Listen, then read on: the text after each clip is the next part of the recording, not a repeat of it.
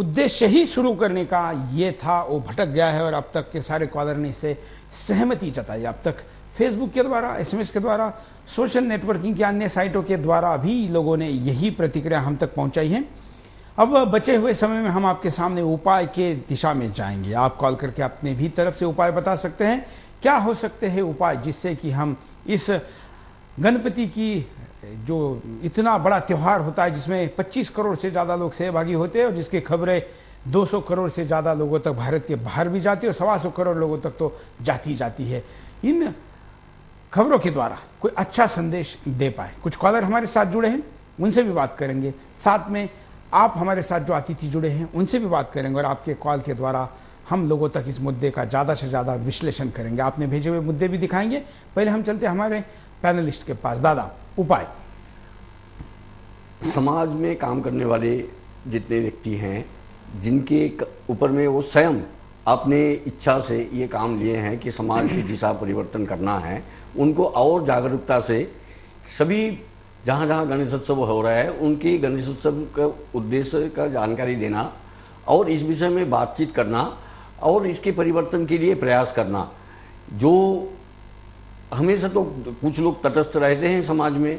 हमारे अगर दैवी शक्ति के विषय में भी जानकारी लें तो रामायण के काल में जब राम और रावण के बीच में युद्ध हो रहा था तब देवता लोग भी खड़े खड़े जय हो बोल रहे थे, लेकिन जय किसके हो ये नहीं बोल रहे थे। तो तटस्थ तो तब भी थे, आज भी हैं, लेकिन ये तटस्थ को अपने तरफ खींचने के लिए जो सामाजिक कार्यकर्ता हैं, ये हमारे अपने ऊपर में जिम्मेदारी है और ये परिवर्तन अवश्यंभावी होगी और उसके लिए हमारी सक्रियता और बढ़े, व्यक्ति से संगठन से हमारे संपर्क हो तो ये का परिवर्तन आ सकता है। संतोष जी, देखिए, महोत्सव के बारे में लोगों में जागरूकता जाए, लोग महोत्सव के बारे में समझे, महोत्सव के उद्देश्य को समझे, फिर उसकी जागरूकता के लिए हमारे पास, हमारी सरकार के पास जो व्यवस्था है, जो सूचना प्रसारण मंत्रालय है, वो सूचना प्रसारण मंत्रालय केंद्र सरकार का और देश के विभिन्न राज्य सरकार द्वारा वहाँ के स्थानीय महोत्सव के बारे में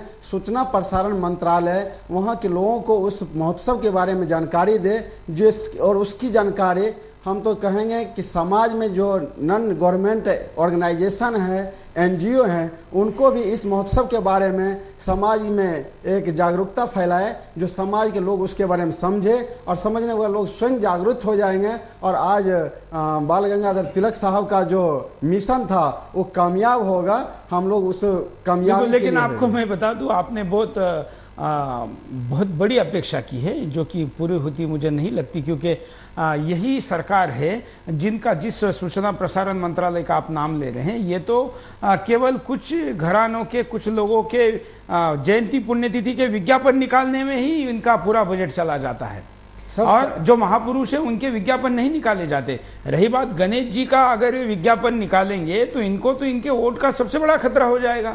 आपको पता है, पहले जब हम पढ़ते थे तो क ख ग ख जब पढ़ाया जाता था तो गणेशा का, ऐसा हम कहते थे, गणेश जी का ग।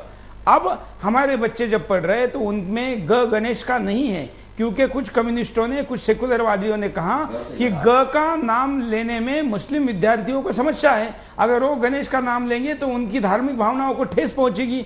और कुछ तथाकथित बुद्धिजीवियों ने कहा कि गणेश जी का नाम लेने के कारण ये बड़ा गलत संदेश जाएगा और इसके द्वारा बच्चों में धार्मिक भावना बढ़ेगी और उनका आत्मबल कम होगा।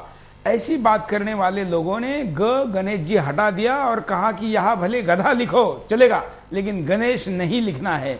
ऐसा हमारा देश, ऐसा हमारे सरकार है, ऐसे यहाँ की बुद्धिजीवी। वो सरकार क्या गणेश जी का प्रचार करेगी, वो तो भ्रष्ट नेता मंत्रियों के प्रचार करने में लगी हुई है और इसलिए तो आपको प्रधानमंत्री के सामने कपड़े उतारने पड़े। बिल्कुल सर, आपने सही कहा।